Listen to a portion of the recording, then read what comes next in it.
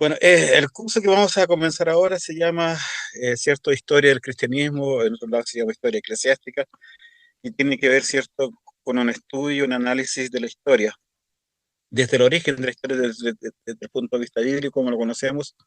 Recuerde que cuando estudiamos eclesiología vimos que el inicio de la iglesia no parte, cierto, en el libro de Hechos, sino que vemos como el grupo de cristianos el Señor lo ha apartado desde el Antiguo Testamento hasta el día de hoy. Pero hoy día vamos a ver lo que es el concepto de iglesia cristiana, que este, cierto, nace, cierto, en los tiempos del Señor Jesucristo y está hasta nuestros días. La idea es que podamos aprender de las cosas buenas y también de los errores que se cometieron durante este periodo. Eh, Como siempre, la clase es aproximadamente de una hora veinte, una hora y media, así que nos vamos en vigilia. Eh, y la idea es que ustedes tengan leída por lo menos la clase para que podamos compartir, conversar, el coordinador respondido, ¿cierto? Y acuérdense que se nos evalúa por la participación que tengan diariamente, o sea, semanalmente, y por la asistencia y por los cuestionarios. No sé si tienen alguna duda en relación a esta asignatura,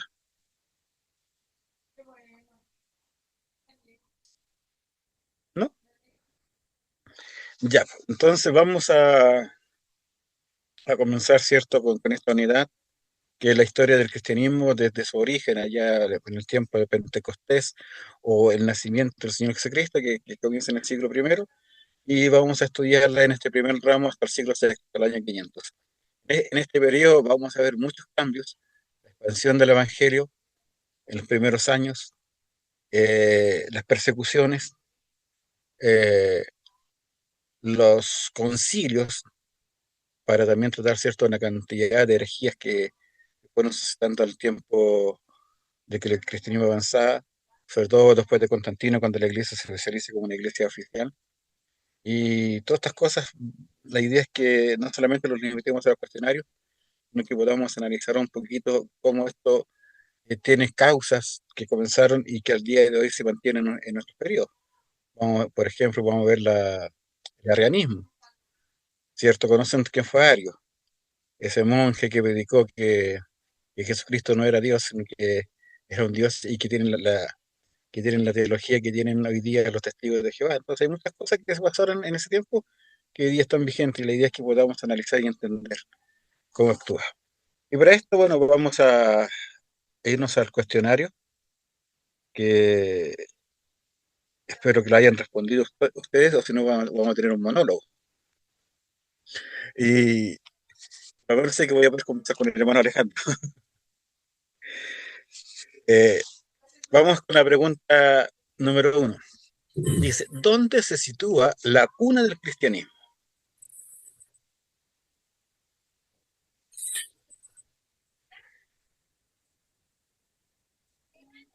Ya, ¿algún hermano que quiera responder esta pregunta? El 5 está ahí, sí. Bingo. No, me voy la boca, la respuesta corta es Palestina. Se entendió clarito. La Ya respuesta 5. corta. Ya. Ahora especifique un poco más, hermano Tinko. Ya, hermano Lo que pasa es Alejandro, que usted está. el cuadro que tenía el texto era muy bueno y de hecho nunca lo había visto así. La centralidad de Palestina respecto de la facilidad de propagación del Evangelio es un lugar que ahora, después de haberlo leído, me parece el mejor donde pudiera haber llegado el Evangelio, de donde puede haber nacido el Evangelio. Porque llegó, como dice el texto, a los cinco continentes de la manera más fácil. Ya en el crecimiento de la iglesia del primer siglo, ya había abordado todo lo que era el alrededor, ya había llegado a Asia, ya había llegado a África, no, fue realmente interesante. Me gustó a mí esa parte del texto. Y realmente el texto que estamos usando a mí también me llamó la atención porque lo plantea de una perspectiva no tradicionalista como son muchos otros investigadores. Pero es un buen punto del centralismo, ¿cierto? O de la centralidad de Palestina.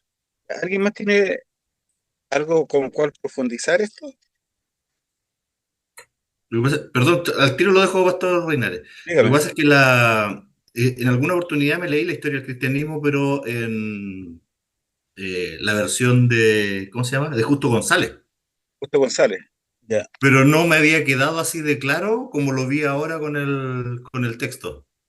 Entonces, por eso digo, creo que ahí, por eso está mi énfasis en eso, no en el resto del documento, Sí, es que es lo que me bastante llama la pedagógico, atención.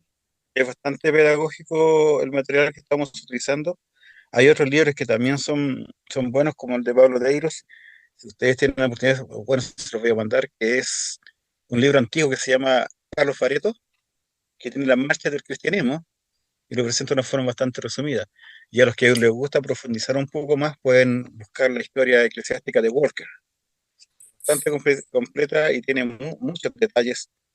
eh, Analiza ya con profundidad cada evento, pero este de Deiros es bastante simple, es bastante práctico y lo enfoca también sacándote del estudio tradicional. Como dices, Dinko, la cuna del cristianismo es como, se origina en Palestina y él lo plantea como el centro de todo. Hermano Alejandro, usted iba a responder también algo, parece. No, no, no, corroborar lo que decía Dinko. Sí, algo similar. Sí, me llamó mucho la atención la mucho más información que trae el texto. Bastante interesante. No solamente como un lugar donde nace el cristianismo, sino que un lugar estratégico en otras áreas también, temas comercial y otras cosas más.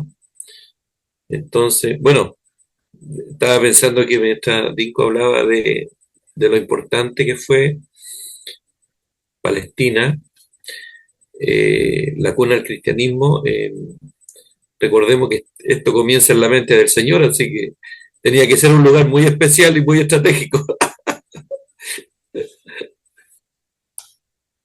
Gracias. Interesante, gracias. Porque cuando el Señor creó el huerto de Edén, no lo puso en Palestina, lo puso un poco más al oriente. Y bueno, y si nosotros nos vamos a lo que dice el texto, realmente, si nosotros lo miramos estratégicamente, jamás pensaríamos en Palestina, por todas las características que tenía. Estaba alejado de las rutas comerciales principales. De hecho, las rutas comerciales pasaban por fuera de Palestina, no pasaban por el interior de Israel. Pero después, cuando ya llegaron los romanos, cambió toda la fisonomía. eh, Palestina va a dejar de ser ese rincón olvidado, va a dejar de ser ese pasadizo para que se confronten las grandes potencias o los grandes imperios en guerras. Y como decía aquí Deiros, va a dejar de ser considerada una tierra de ignorantes, o como lo miraban los romanos, ¿cierto? Una tierra llena de gente problemática, gente rebelde, porque fueron uno de los pueblos más rebeldes que tuvieron los romanos, con tanta revuelta, con tanta guerrilla, después de ser sometidos, fueron justamente los israelitas. Pero ahí estamos, el Señor hace que sea ese lugar olvidado, que no era una civilización floreciente, como lo fueron la sociedad de los egipcios, como lo fueron los griegos, como lo fueron los babilónicos, o como fueron las culturas indias. Como civilización no tenía mucho que aportar desde el punto de vista cultural y desde la perspectiva de los pueblos de aquel entonces. Pero si nosotros también recordamos un poco Pablo, cuando le escribe a los Corintios, ¿de dónde nos sacó que éramos nosotros? Los sucios, los viles, los menospreciados, los más bajos del mundo, de ahí sacó a los grandes hijos, ¿cierto? Que somos nosotros. Entonces, como decían ustedes, el Señor tiene un propósito tan grande, tan soberano, que simplemente quedamos sorprendidos cómo el Señor piensa que de un terreno tan pequeño, que Palestina es un estado minúsculo, eh, en la parte más ancha tiene como 100, 120 kilómetros. Es, es un poquito más angosto que Chile. Y de largo no pasa los 240 kilómetros. De Santiago a Talca, ese es el largo que tiene. Y si nosotros lo comparamos, por ejemplo, con el Imperio Romano, la cultura griega, el Imperio Egipcio, no era mucho lo que tenía que ofrecer.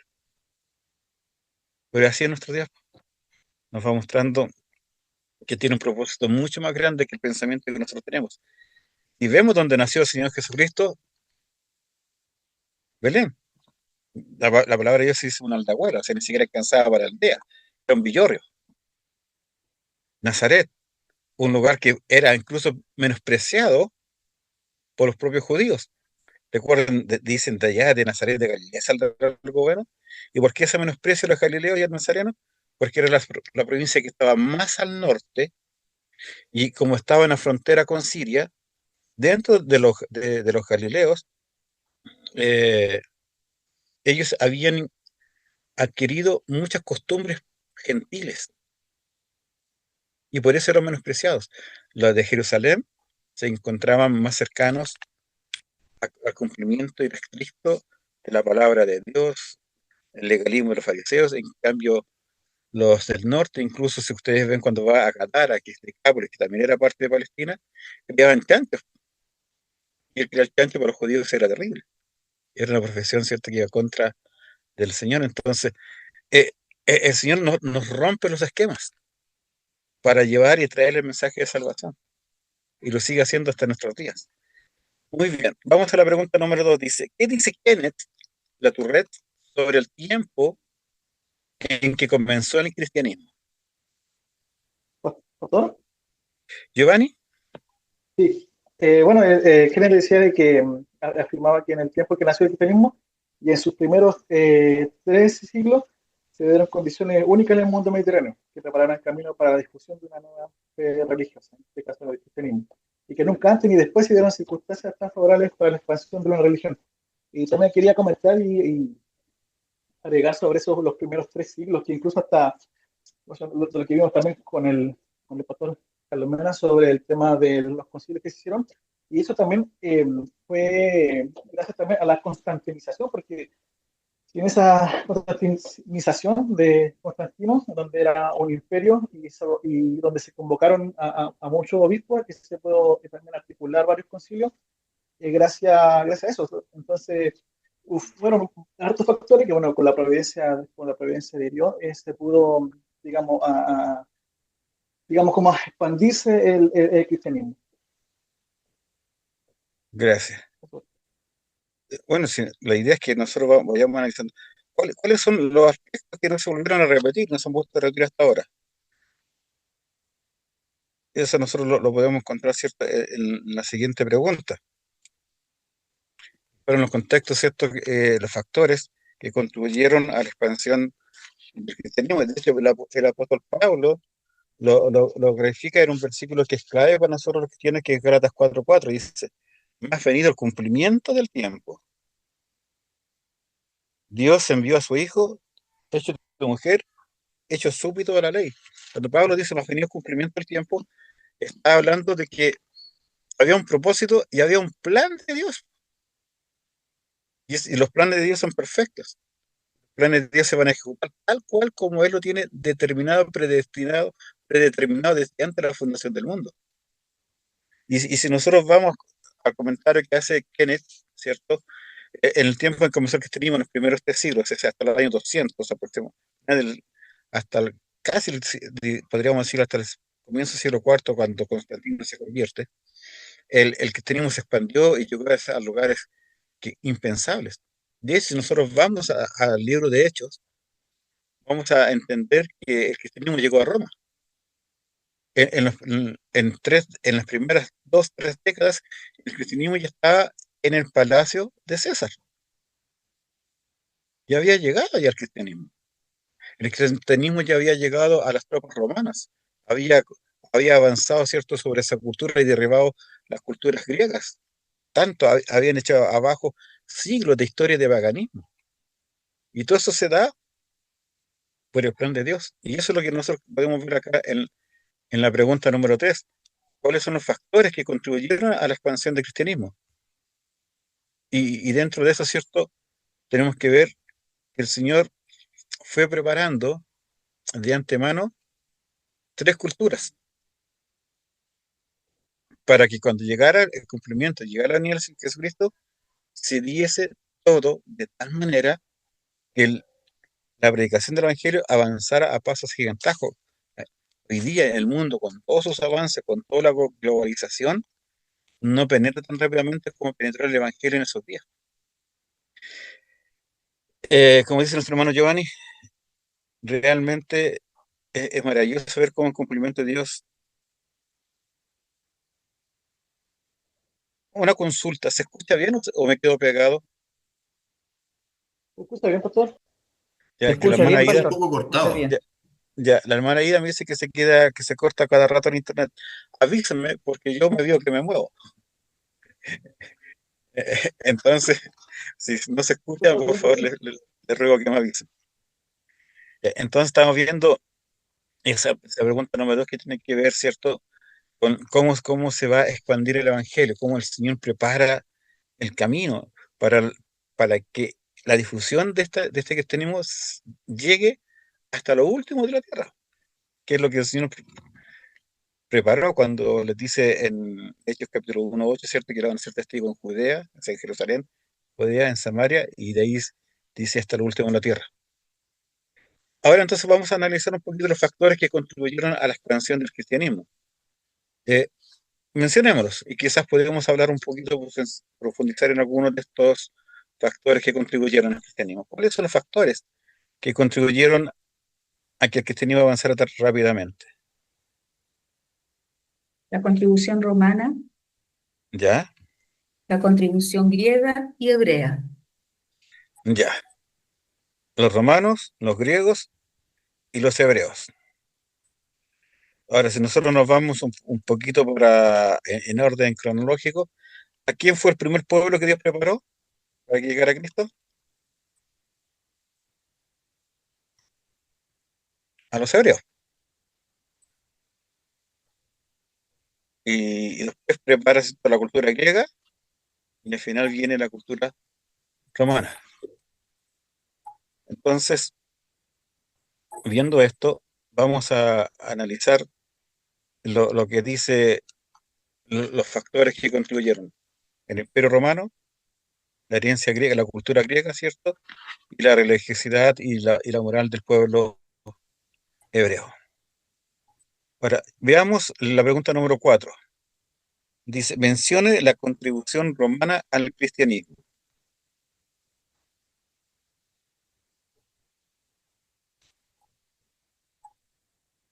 Son 5 contribuciones que son presentadas en el cristianismo, o sea, que el romano aportó para que el cristianismo pudiese expandir.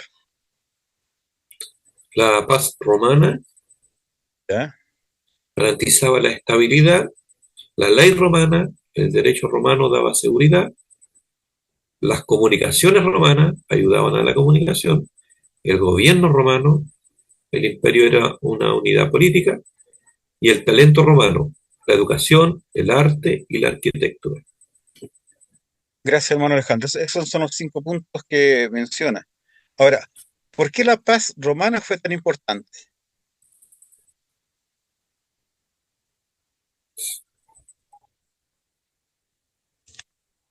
Yo creo, pastor, que por el tema de que se habían ataques externos, ahí los romanos ahí podían defender ahí su imperio. Más que nada, uno de esos factores. Al haber paz romana, se, a ver, las fronteras estaban abiertas y estaban expeditas.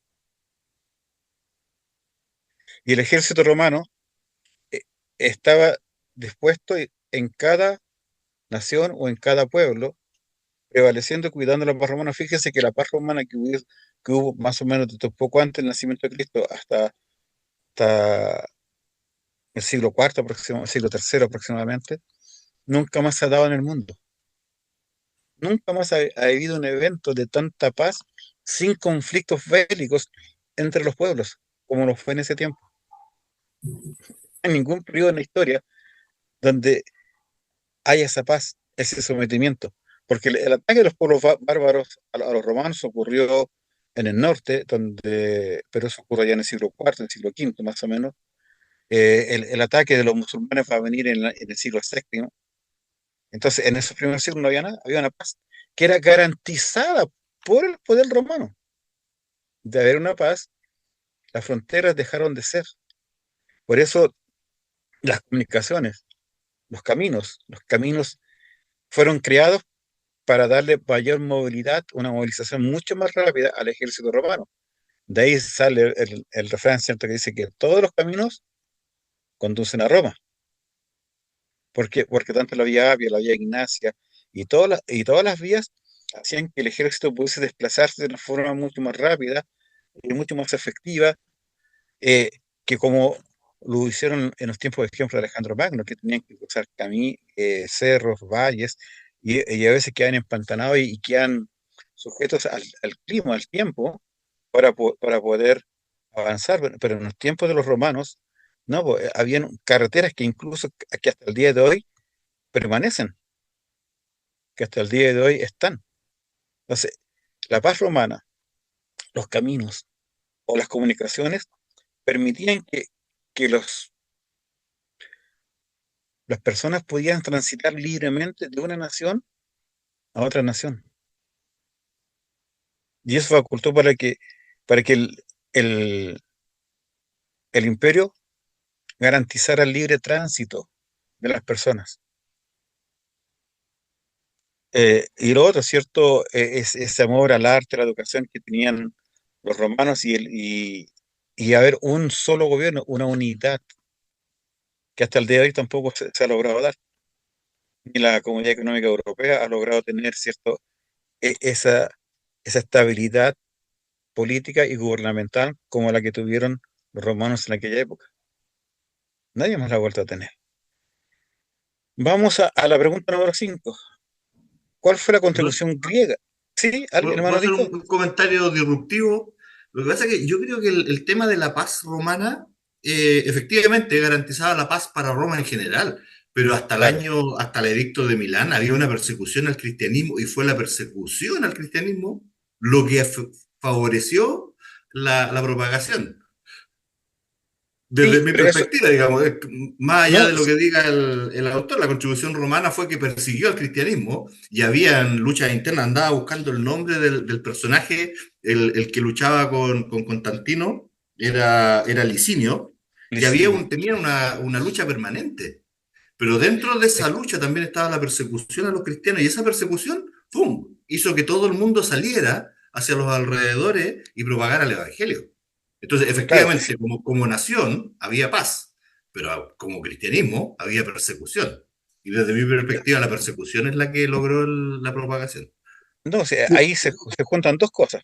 La persecución a manos de romanos primero comienza con Nerón, y por eso solamente son persecuciones focalizadas en ciertas áreas, en ciertos lugares, y ya a finales del siglo primero comienza la persecución del imperio a nivel de imperio, porque la religión cristiana se declara como una religión proscrita, fuera de la ley. Y cuando está fuera de la ley, muchos emperadores comienzan a perseguir a los cristianos porque van a empezar a culpar a los cristianos de que ellos eran los causantes de todo el mal que tenían, porque eran un pueblo ateo. Los cristianos fueron considerados porque están proscritos, fuera de la ley, y porque eran considerados ateos. ¿Ateos en qué sentido? En que no creían en las divinidades que tenían estos imperios o estos pueblos, y tampoco creían en la divinidad de César.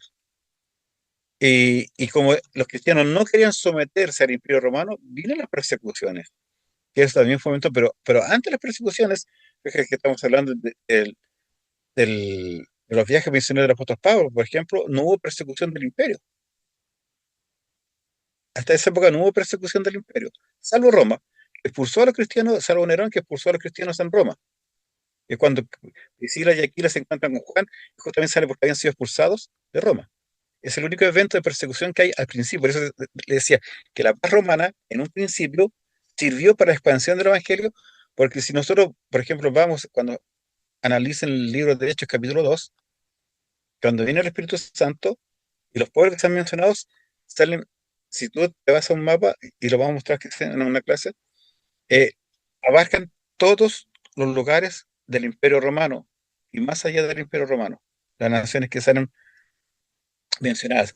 Ahora, después del siglo primero, o al final del siglo primero, ya la persecución romana, ahí sí que el evangelio se expande mucho más rápido. Pero la primera persecución que tuvieron los cristianos no vino a manos de los romanos, vino a manos de los judíos. Y esa persecución a manos de los judíos hace que los líderes o los apóstoles salgan de Jerusalén y vayan a otros lugares a predicar el Evangelio.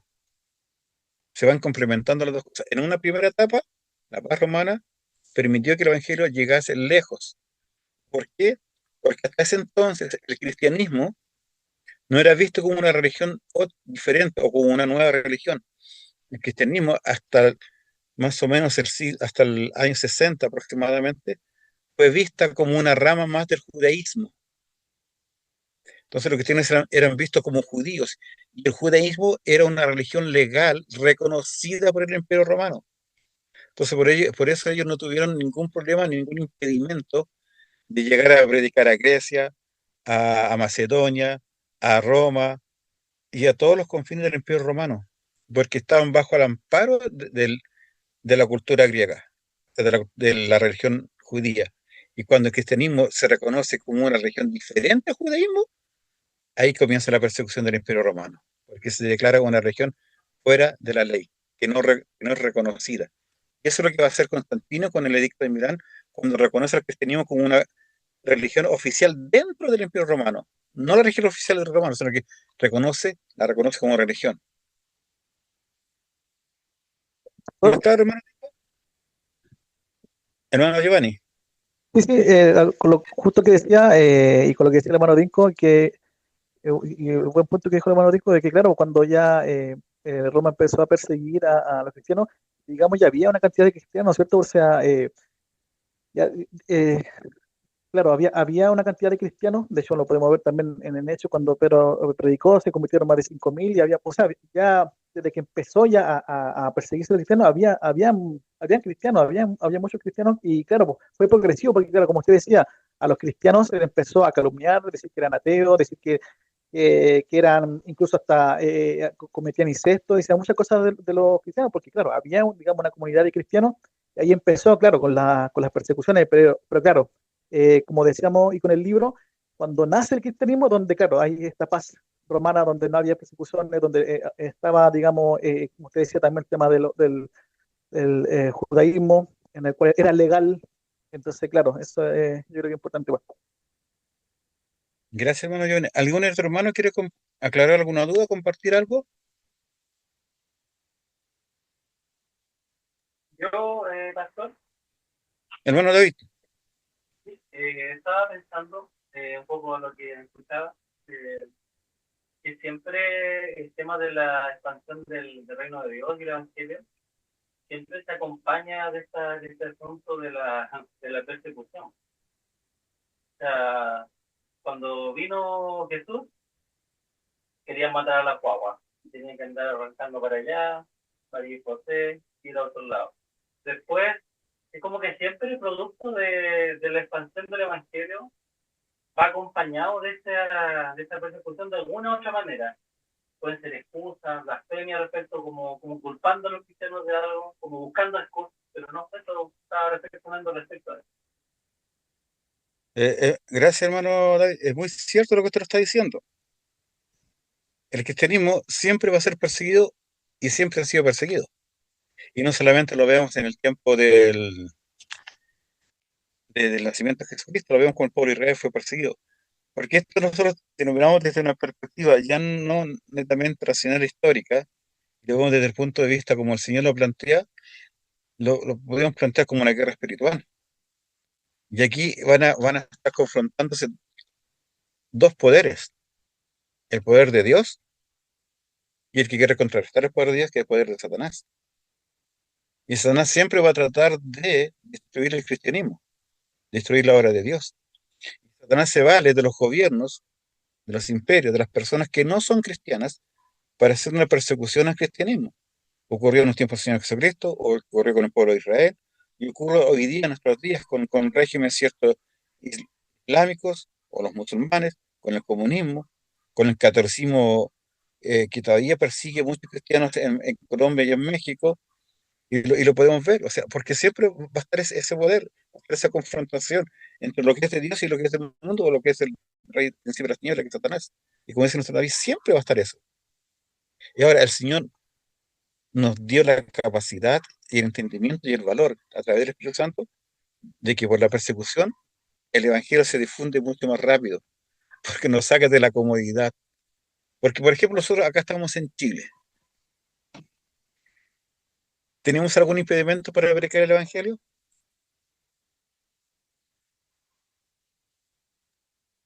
¿Y salimos a predicar el evangelio? Tampoco. ¿Ah? Pero si hay una persecución, el cristiano va a llegar a una ciudad y va a hablar de Cristo. Y así el evangelio, como dice nuestro hermano Tinko, nuestro hermano Giovanni y también hermano David, se ha expandido. Ha sido un instrumento, la persecución que ha usado por el Señor para que el evangelio pueda llegar a muchos lugares y de una forma mucho más rápida. En un principio tuvo todo ese amor, todo ese afán de los apóstoles, de Pablo, de los padres apostólicos, ¿cierto? De los discípulos de los apóstoles, escucharon, por ejemplo, los que fueron discípulos de Juan, los que fueron discípulos de Pedro, ellos mismos, al escuchar los relatos de quienes habían compartido con el Cristo, predicaron el Evangelio.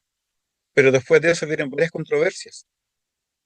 Y va a venir un estancamiento, porque se van a dedicar, van a venir los apologistas, van a venir los padres de la iglesia a defender. Y hay otra forma ya de llevar el Evangelio. Pero de ahí viene y mientras estaban esos, vienen las persecuciones. Mientras algunos se escribían para defender el Evangelio, como fueron los apologistas, que no ocupaban esos sitiales, que eran los cristianos, eran perseguidos, pero iban llevando el Evangelio a otro lugar. Hoy día nosotros tenemos la comodidad y tenemos las mejores herramientas para poder expandir el Evangelio. No lo estamos haciendo, porque nos falta la convicción que tuvieron los primeros cristianos. Si ustedes ven el libro de Hechos, desde la ascensión del Señor Jesucristo para la venida del Espíritu Santo, en esos 10 días que quedaron, los apóstoles, las mujeres, María, la madre de Jesús, los hermanos de Jesús y los otros 120, iban todos los días al templo a orar, a bendecir el nombre de Dios, y perseveraban en oración y ruego, esperando la venida del Espíritu Santo. La iglesia primitiva, los rasgos de la iglesia primitiva, era orar, rogar todos los días. Pero hoy día la iglesia cristiana perdió ese enfoque. ¿Cuántas veces en la semana nos reunimos como iglesia? ¿Dos? ¿Tres? ¿Cuatro? ¿Y cuál es el culto o el servicio con menos asistencia?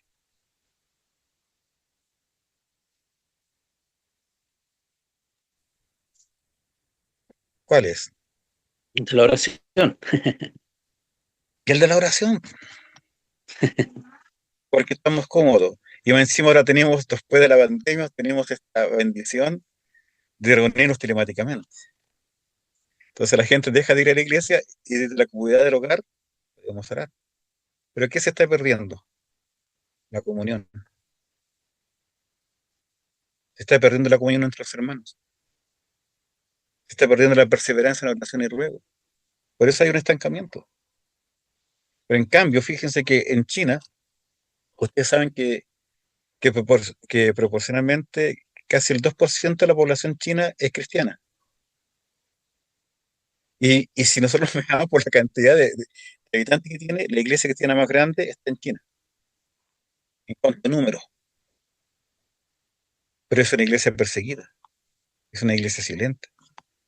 Pero el evangelio está creciendo en Corea del Norte, en Yemen, en Afganistán, en Pakistán, porque están siendo perseguidos los cristianos. Y al contrario, en Europa y en Estados Unidos, el cristianismo viene en retroceso, porque la iglesia dejó de ser perseguida y la iglesia dejó de perseverar.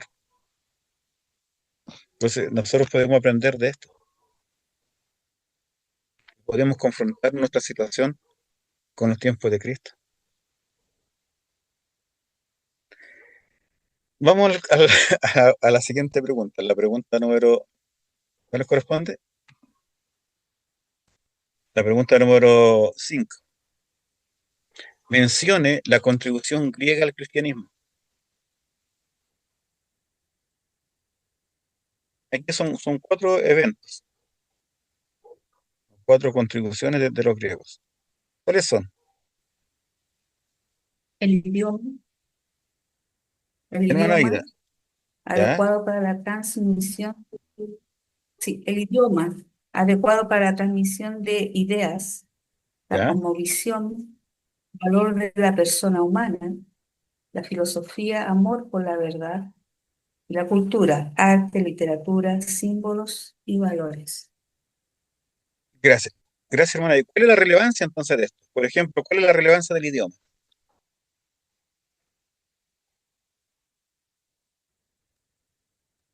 Que todos hablaban del La mismo, el comu- mismo entenderse. Todos hablaban el mismo idioma, era fácil entenderse.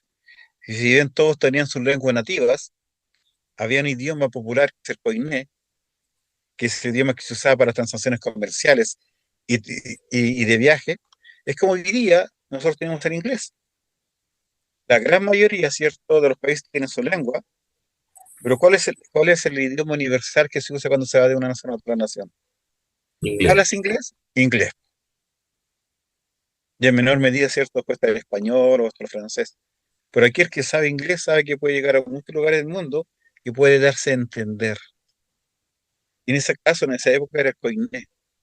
Y además tenemos que agregar algo que es muy importante. ¿Cuál fue la primera traducción bíblica al griego? Septuaginta. ¿En qué, Septuaginta, qué época? ¿Antes o después de Cristo?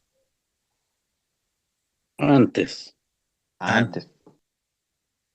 ¿Quién estaba preparando que el Nuevo Testamento ya fuese conocido por los griegos? Así es. El Señor Jesucristo, nuestro Dios.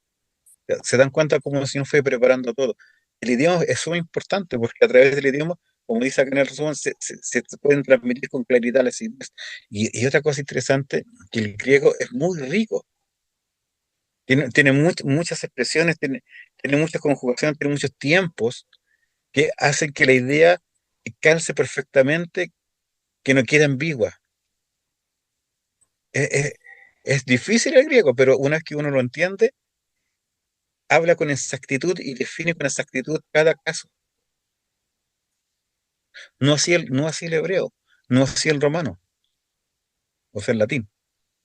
Pero sí el griego tiene esa particularidad. Entonces, el Señor Jesucristo dio esa capacidad también que estos hombres, que todos estos filósofos, Sócrates, Platón, Aristóteles y todos los que vinieron, o los neoplatónicos, los estoicos y todos los movimientos pusieron atención no tanto en los dioses como era la cultura griega, sino que pusieron el valor en el ser humano, en la persona. Y empezaron a centrarse en la persona misma, en la necesidad de la persona, en los sufrimientos, en por qué existimos, por qué vivimos.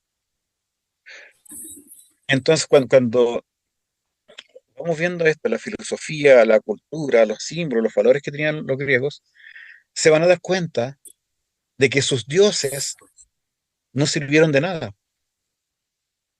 Todos aquellos que hayan puesto su esperanza en los dioses del panteón griego, en los dioses del panteón romano, se dan cuenta que ninguno de esos dioses les satisface las necesidades internas, que ninguno de esos dioses fue capaz de protegerlos de sus enemigos, porque todos fueron derrotados y fueron sumidos como pueblos sometidos al imperio romano. De dar cuenta de que la filosofía que quizás te prometía analizar tanto, conocerse mismo, te dejaba un vacío. ¿Y quién entra ahí a demostrarte que hay un Dios superior a todos los dioses de la tierra? ¿Quién te va a decir que tú con personas vales? ¿Quién te va a decir que vales tanto que el único Dios vivo verdadero entregó su vida en el cristianismo? La decepción que dejó la filosofía, la decepción que dejaron la cultura, los valores que eran valores bastante inmorales que nosotros hoy día los vemos y queríamos escandalizados, la prostitución juvenil, adolescente, infantil a las diosas, tanto los griegos como los romanos, la prostitución sagrada. Hoy día nosotros no la toleramos, pero el cristianismo saca a la gente de ese lado. Entonces el cristianismo viene como contraparte a toda esa decadencia moral, viene para llenar el vacío que dejaron los dioses que fueron derrotados a través de un Cristo vencedor, resucitado, aquí está la presencia de Dios, y viene a llenar el vacío que deja la filosofía, que en el fondo te dan conocimiento, pero no te trae la paz. Entonces, todas esas cosas el Señor las va a usar, y la cultura griega te preparó eso. La gente, por eso muchos se rindieron al cristianismo. Pastor, Vamos a la... Sí, escucho. disculpe, no solamente sobre lo que estaba diciendo, que con la cultura griega, que también nosotros tenemos esa herencia, también fue por conquista de Alejandro Magno, ¿cierto? Que Alejandro Magno fue que ahí conquistó casi medio mundo. O si Sí, no, hubiéramos tenido otra cultura que sería la cultura persa, si no me equivoco. sí, los medios persas, que fueron los que conquistaron a los romanos, a los babilónicos.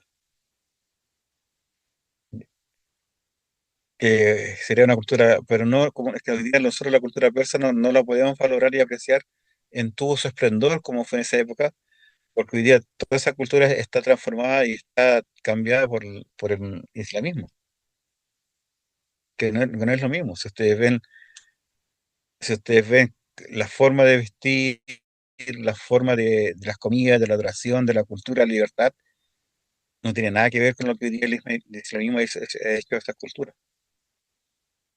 Pero sí, como dice Soleimani, gracias al Señor, el Señor permitió que Alejandro Magno, ¿cierto?, nos pusiera todos estos deseos de estudiar, de la filosofía, de analizar. Se dan cuenta cómo el Señor va utilizando esas cosas y todo ese espacio que va dejando el Imperio Romano y que va dejando la cultura griega, los va llenando el cristianismo y va ocupando todas esas cosas que él siempre preparó desde antemano. Vamos a la siguiente pregunta, la 6. ¿Cuál es la contribución hebrea al cristianismo?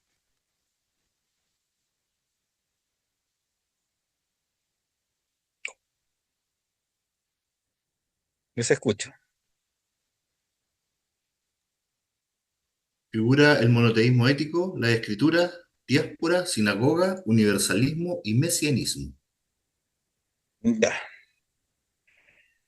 ¿Cuál creen ustedes que fue una de las cosas más importantes que impactó a, a las culturas de la influencia hebrea? Desde mi perspectiva, el monoteísmo es uno, ¿Ya? porque tenían una cantidad de dioses como arena en el mar, tenían los griegos. Sí, tanto los griegos como los romanos. Y una cantidad Claro, de dioses locales que ni siquiera se han mencionado. claro. Y los otros que tenían una sola escritura, que a veces se le Eso, toma poco el peso de eso, pero los griegos aparecía un filósofo y planteaba una teoría y todo el mundo corría detrás de esa filosofía y después aparecía otro y todos corrían. En cambio, en claro, el monoteísmo que se plantea acá con una sola escritura, con una sola palabra, también fue disruptivo para el mundo griego. bastante. Y lo interesante de eso es que esta escritura te ponía la fe en un Dios personal y te daba una moral que no era compartida por ninguna otra cultura. Te hablaba, por ejemplo, en contra del adulterio, en contra de la fornicación, en contra de la poligamia, si lo hubiéramos desde un punto de vista moral en la parte afectiva, que valoraba a la mujer, valoraba la esclavitud y la esclavitud no la veía como lo veía en otros pueblos, porque después de un cierto tiempo el esclavo podía ser libre.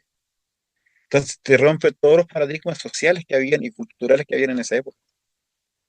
O sea, el tener una escritura que es el Antiguo Testamento fue lo que llamó la atención para que muchos pudiesen conocer y asentar la base del Salvador que es Jesucristo, con el cual no va a haber acepción de personas. Y lo otro que también va a ayudar mucho, y esto lo vamos a ver solamente durante el primer siglo casi y parte del segundo siglo, que fueron las sinagogas. Y lo vemos en el libro de Hechos. Ahora, ¿dónde llegaba a predicar? Primeramente a los judíos. Y llegaba a las sinagogas. Y ahí exhortaba la palabra del Señor. Y ahora la iglesia cristiana va a sacar el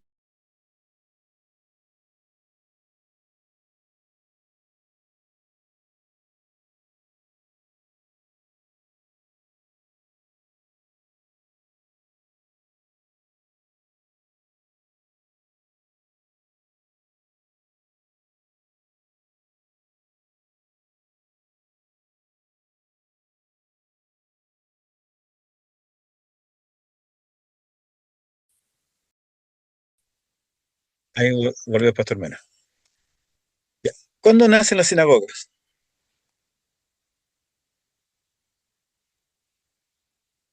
¿La diáspora? ¿Después de la diáspora? ¿O con motivo de la diáspora? Con motivo de la diáspora, ya que los judíos no podían asistir al templo, necesitaban un lugar donde instruir a sus niños.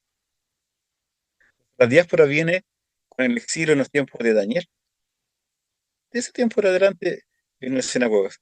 Entonces los judíos que fueron llevados, ¿cierto?, hacia Babilonia, hacia el Imperio Medio Persa, o que fueron llevados, ¿cierto?, por los griegos o por los romanos, establecieron sinagogas. Y en ese lugar enseñaron el monoteísmo, enseñaron el Antiguo Testamento y hablaban siempre de la obra redentora del Mesías. Entonces, de cierta manera, Dios preparó a los judíos, lo apartó para la preservación de las escrituras. Porque tener un solo escrito es una cosa, pero que no haya controversias, que no haya eh, diferencias entre los manuscritos que tenían los romanos, que tenían los judíos, que tenían los griegos, que tenían allá en Mesopotamia, habla de una unidad. Y esa es una de las cualidades que el Señor tomó al pueblo hebreo, que es la preservación del Antiguo Testamento. El celo por las escrituras era terrible en los judíos. Ustedes saben que cuando los escribas estaban copiando la palabra de Dios, ustedes saben cómo la copiaban, ¿cierto? Iban hoja por hoja. Y en un vértice o en un sector al margen, anotaban cuántas palabras habían, cuántas letras. Y cuando el copista terminaba de copiar esa hoja, contaba. Y si se pasaba en una o la cifra no coincidía, rompían esa hoja y volvían a copiarla. Eran súper reverentes. Cuando salía la palabra Yahvé, el tetragramatrón, los judíos tomaban una pluma nueva, escribían el tetragramatrón y esa pluma después la rompían. Y cada vez que escribían el nombre de Dios, se cambiaban su atuendo, su ropa y se colocaban una ropa especial solamente para escribir el nombre de Jehová. O sea, eran en extremo rigurosos y celosos.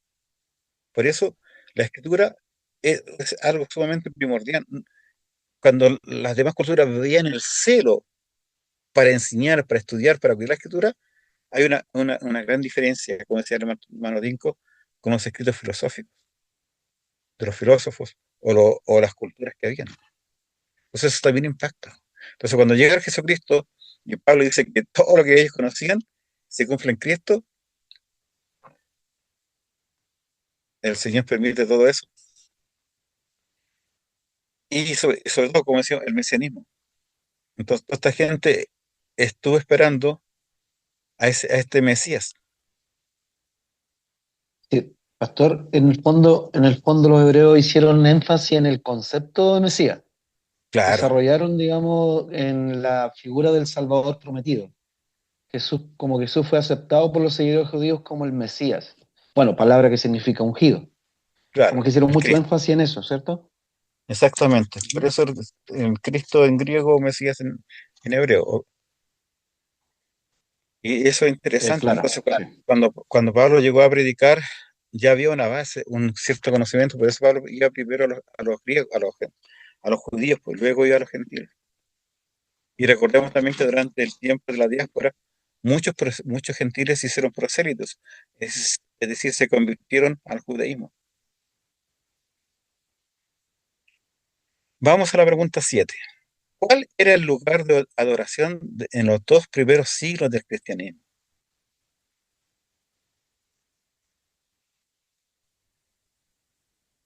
Eran las casas, pastor, eran las casas de los fieles.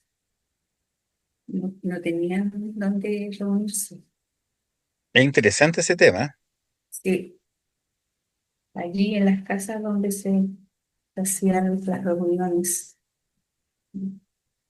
Porque no poseían propiedades por no tener una posición legal en el Imperio Romano. Hasta al margen de la ley, no podían adquirir ninguna propiedad, en el caso de los cristianos cuando eran perseguidos. Tampoco tenían el poder adquisitivo de comprarlo. Y ellos no veían la necesidad de tener un templo grande como solo lo vemos en el día de hoy. Y de hecho, por la persecución, ¿cierto? Los cristianos se empezaron a reunir primeramente en las casas y después cuando vino la persecución ya full del Imperio Romano, se escondían en las catacumbas, como en el caso de Roma, pero en otras ciudades se reunían al amanecer o al atardecer, a las afueras de las ciudades, en los cementerios o en los bosques, para poder adorar al Señor. Y es de ahí donde se van a inventar una serie de fábulas, de mentiras, ¿cierto? O de calumnias contra el cristianismo, porque los cristianos se reunían el primer día de la semana, al amanecer o al atardecer, y en ese primer día de la semana celebraban, por ejemplo, la Eucaristía. Y los que escuchaban o los veían o los observaban o los espiaban, decían, estos son caníbales, porque comen y beben en el cuerpo de Cristo, sacrifican, hacen orgías porque se reúnen en las albores para beber. Los acusaban de ateos o de antisistema porque no querían someterse al imperio romano, a la ley romana, en cuanto a la adoración a César o la adoración a los dioses. De hecho, muchas veces hay varios escritos que hasta los sacaban del ejército romano, los expulsaban, para que no hicieran un elemento y corrompieran al ejército, porque estos cristianos eran piadosos y no eran ya tan sádicos como eran los soldados romanos. Entonces, mucha gente culpa al cristianismo el declive del Imperio Romano. ¿Y por qué? Para ellos era más importante el Señor. Y hoy día, cuando me hablabas de Jerry, digo, ¿qué tan dispuestos estamos nosotros a abrir las puertas de nuestra casa para que se predique el Evangelio?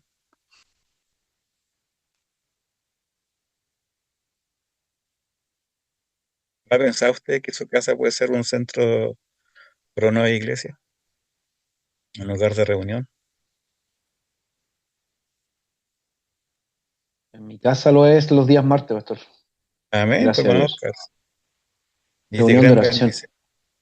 Amén. de todos los hermanos de Quilicura que van a la iglesia. Y Qué nos conectamos a bonita, clases también después con el pastor, una hora más después de la reunión, a los cursos de nivelación a los más nuevos.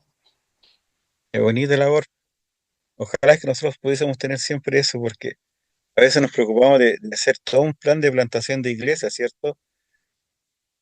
Y buscamos, por ejemplo, tengo unos amigos que se fueron a hacer misiones a Punta Arenas y están arrendando un centro de eventos. Sale carísimo. Y hasta el día de hoy han gastado más recursos en arrendar que... Entonces, sí, pero ¿por qué no lo hacen en tu casa?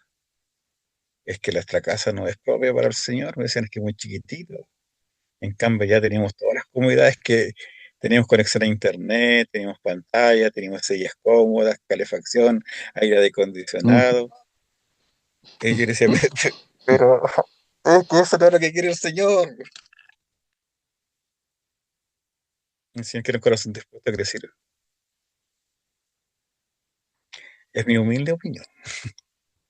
Que yo creo que usted tiene mucha razón. Yo pensaba en antes lo que se hablaba en otras preguntas en cuanto a Hechos 1, de cómo comenzó la iglesia y todo eso, y cómo como se escribe la carta y dice que todas las cosas que Jesús empezó a hacer y sale la palabra hacer y después sale enseñar.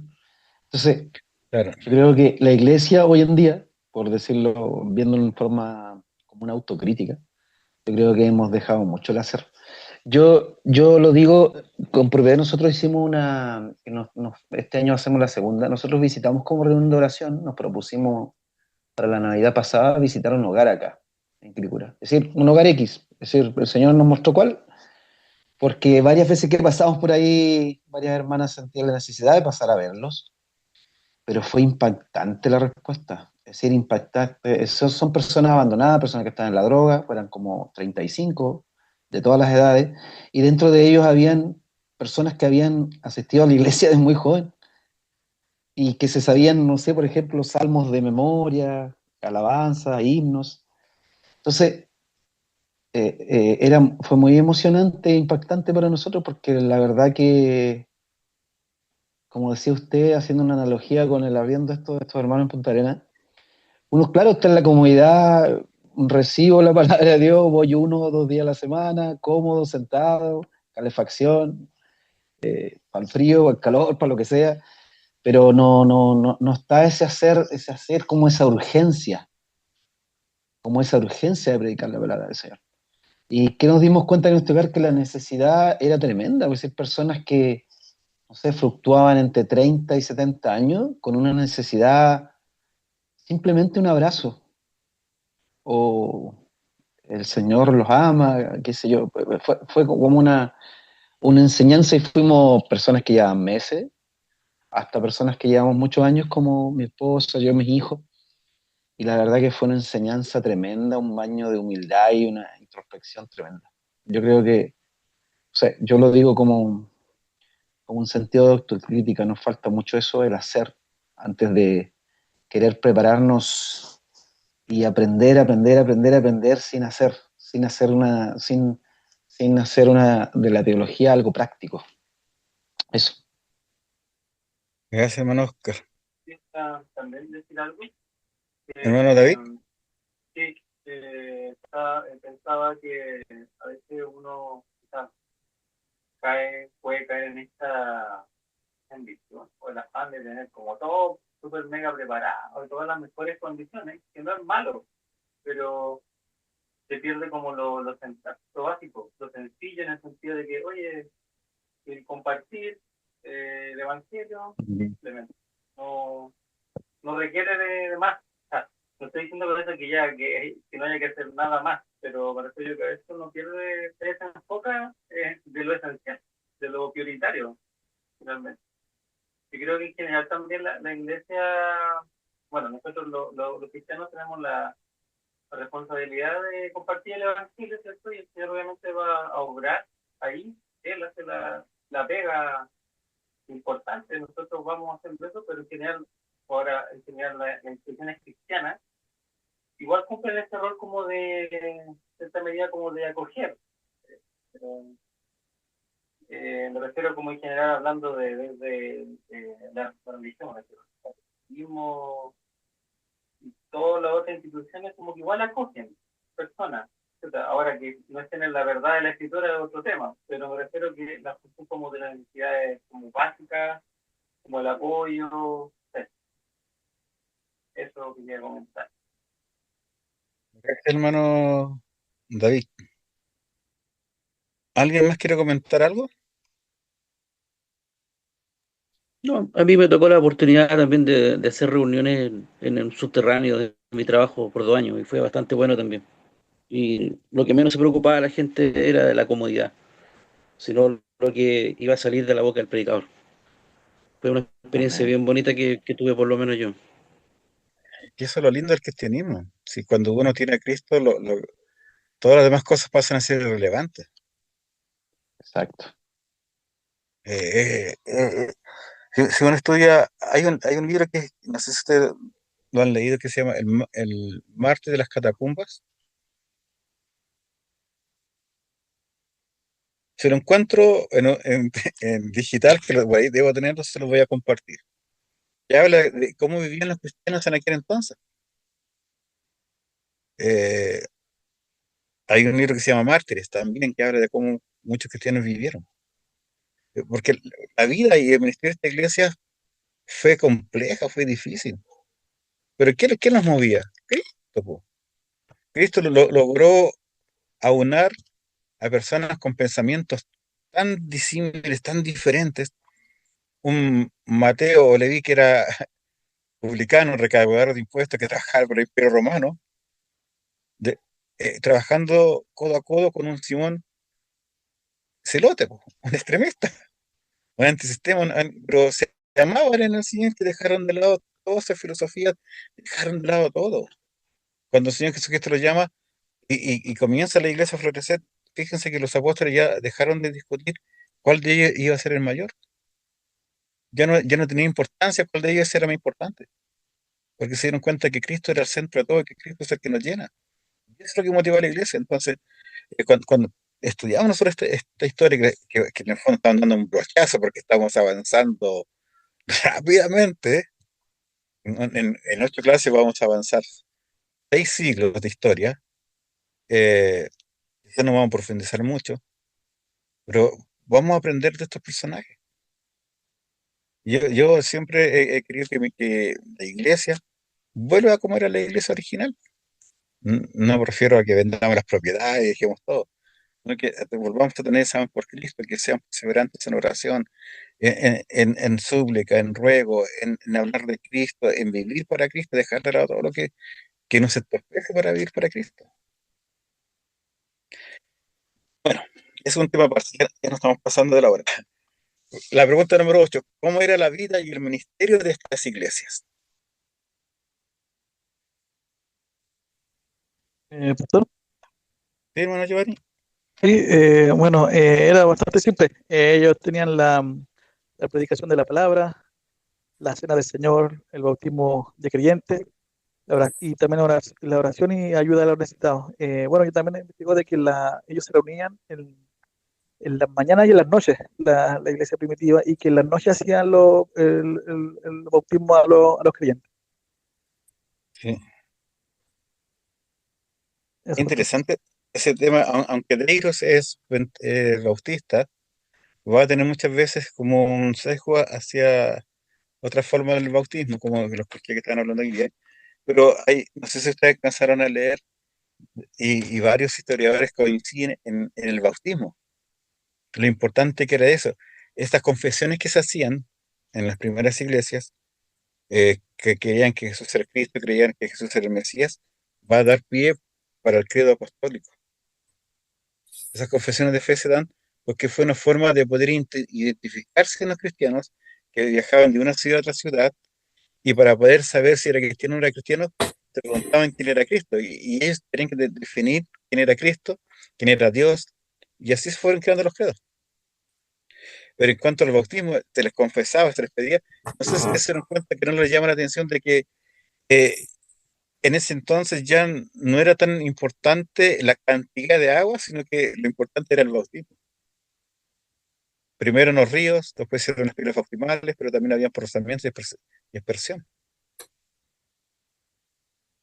Y eso es interesante que nosotros tengamos que tener en cuenta, de la importancia de los sacramentos, de la Eucaristía, ¿cierto? De cómo se presenta. Y bueno, entonces lo estudiamos en el semestre pasado. Y, y sobre todo, ¿cierto? Lo que es la predicación de la palabra del Señor. Y también la importancia que fue para los cristianos el establecer el día domingo como el día del Señor, para que la iglesia comenzase a reunir. Ustedes se fijan, se dan en detalle, que por lo que nos dice Deire, nos dicen muchos otros historiadores, la iglesia cristiana comenzó a reunirse el día domingo antes de que Constantino diera su edicto, porque uno de los ataques que más grande hacen los adventistas es que Constantino estableció el día domingo para que la iglesia se reuniera. Y si ustedes se están dando cuenta ahora, la iglesia ya había adquirido el hábito en los tiempos de Pablo de reunirse el primer día de la semana. No es que nosotros hayamos cambiado el día sábado al domingo a nuestro antojo, sino que nosotros nos juntamos el día domingo porque fue el día en que Cristo resucitó. Entonces, todos esos pequeños detalles a nosotros nos pueden dar una base para poder defender nuestra fe con argumentos sólidos. Y otra cosa importante, no sé si lo nombró Giovanni, que era la ayuda a los necesitados, a los pobres. Y que eso se ve desde un principio, ¿cierto? Cuando Bernabé, ¿cierto? El que va a acompañar a Pablo, vende todas sus propiedades, ¿cierto? Y le va en ayuda de los necesitados. O también lo podemos ver, ¿cierto? La gran cantidad de necesidad que hubo en la iglesia en Jerusalén, que tuvieron que coger a diáconos para que pudieran ayudar y sostener, para que los apóstoles se dedicaran ¿a qué? Al ministerio de la Predicar palabra la palabra de Dios. y perseverar en las oraciones. Y es interesante ese tema, porque muchas veces nosotros le estamos dedicando más tiempo a las cosas que tenemos que hacer, ¿cierto? Que vamos a, no lo tomes como que no lo tenemos que hacer, pero a veces pasamos horas planificando, pasamos horas en diversas actividades, pero pasamos un par de minutos orando. Y los apóstoles dijeron, no, nosotros no queremos dejar de orar. Por lo tanto, escojamos a alguien que se dedique a eso y nosotros que fuimos llamados a este ministerio, dediquemos a lo que realmente el Señor quiere que hagamos, que es exaltar la palabra, enseñar y perseverar en la oración. Y eso es lo que nosotros como cristianos tenemos que entender, que para que la iglesia siga avanzando, tenemos que doblar las rodillas y llegar a ser grandes predicadores, como lo fue Jacobo, el hermano del Señor Jesucristo, el que escribió la epístola de Santiago, que a la partida de los apóstoles con la persecución judía, él es el que queda como líder de la iglesia y le apodaron de rodillas de camello porque sus rodillas se deformaron al pasar tantas horas orando para que el Señor le guiara en la oración. Y, y, y yo, mis rodillas ni siquiera están peladas. Yo sé que soy pastor. Nos falta mucho que aprender. Ya, sigamos entonces con las últimas dos preguntas. ¿O alguien más quiere comentar algo? Sí, sí, yo quería comentar algo, pastor. Dígame. Respecto a eso también creo que eso, bueno, yo lo abordo como debe ser una práctica, debería ser una práctica, una disciplina para uno, para un cristiano, orar y todo eso, porque también hay, como dicen Filipenses 2:13, el tema del querer como el hacer, como que creo que eso es algo que el Señor pone en uno, pero en la medida que uno también, me refiero cuando uno busca como la comunión con el Señor, empiezan a aparecer esos elementos que tenemos que hacer, porque nosotros lo podemos saber ya que hay que hacer esto y lo otro, pero ¿quién nos va a mover? Como Entonces es yo lo creo que ahí, importante. mm, eso quería agregar Gracias, ahí. hermano David. Qué bueno que nos estemos dando cuenta, analizando nuestra situación, nuestra iglesia local. Ojalá que podamos eh, comenzar nosotros a orar, a que nuestras rodillas se pelen, ¿cierto? Se deformen, para que el Evangelio siga avanzando y nos saque de la comodidad a la cual el mundo nos está acomodando y nos está colocando. Nos quedan dos preguntas y estas son muy rápidas. ¿Cuál es la traducción del anagrama de Tertuliano?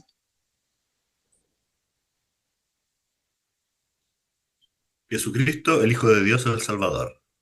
Ya, ahora Christus. leámoslo en griego, hermano Tim. Jesus Christus Theos huios soter. Bien.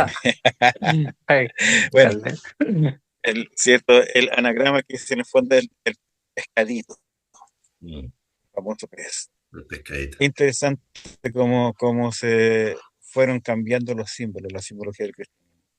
¿Alguna duda con respecto al anagrama de Tertuliano? No. Y nos vamos a la última, que es indica el significado de los símbolos cristianos.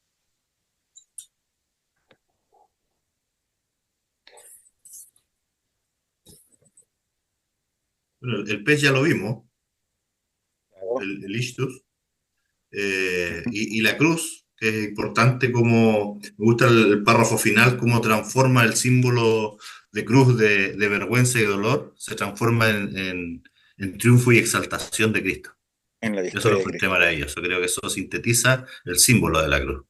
Maravilloso, porque al ser un símbolo de vergüenza que nadie quería llevar, hoy día todos se sienten orgullosos de llevar la cruz de Cristo. Es maravilloso cómo el Señor cambia el sentido, ¿cierto?, de las cosas, por todo para su honra, para su gloria. Bueno, sabemos que la cruz significa la muerte de Cristo, pero a la diferencia de la Iglesia Católica Romana Apostólica, ¿cierto?, tenemos una cruz sin Cristo, porque Cristo resucitó. Y esa es la diferencia que tenemos. Tenemos la paloma, ¿cierto?, que representa el Espíritu Santo, al Cordero, ¿cierto?, como dijo Juan el Bautista, y ahí es Cordero de Dios que quita el pecado del mundo. El pescado, ¿cierto?, Jesucristo, el Hijo de Dios, el Salvador. El pastor, ¿cierto?, el gran pastor, ¿cierto?, que cuida de su pueblo. La barca, que significa el mundo donde está la iglesia inmersa. el alfa y omega, el principio y el fin, como dice el libro de Apocalipsis. La fe, ¿cierto?, que es representada a través de un ancla.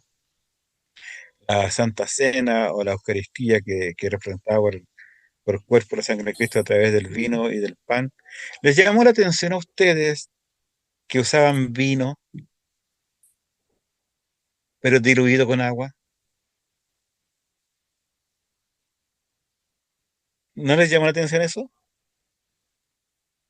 La verdad que sí. Pero esa era una práctica normal dentro de los sacerdotes judíos, que ellos cada vez que tenían el vino ceremonial era diluido en una parte de agua y tres partes, o sea, en una parte de vino y tres partes de agua. ¿Y cuál era el sentido de por qué lo diluían? Para no embriagarse, supongo, yo creo. He buscado por Wi-Fi, nunca he encontrado una explicación, pero Ya. simplemente varios coinciden que simplemente para que no se les pasaran las copas. No lo sé realmente. Algunos lo dicen, pero la verdad es que lo diluyen, no sé por qué. Ahora hay que ver también que en ese entonces no estaban las copitas, que nosotros tenemos estas copitas chiquititas que parecen un dedal, que tú te puedes tomar un poquito de ese vino y no te va a causar ningún efecto. Pero recordemos lo que dice Pablo en 1 Corintios 11, que muchos hacían un festín, se emborrachaban, glotonería, que no tenían discernimiento. Yo creo más que nada por eso, para evitar cualquier exceso, era diluido en agua. Y, cierto, tenemos la C y la R, o sea, el gistros, la palabra gistros, la X, y se pronuncia como una J, no se pronuncia como C, es gistros en griego, gistros, JR, JRI, gistros. Es medio difícil para nosotros pronunciarlo. Y, cierto, después tenemos la vid, que es la unión de los cristianos con el pueblo, y la llama de fuego, que simboliza el espíritu de Pentecostés, el Espíritu Santo. Hemos terminado nuestra clase. ¿Algunos comentarios que hacer?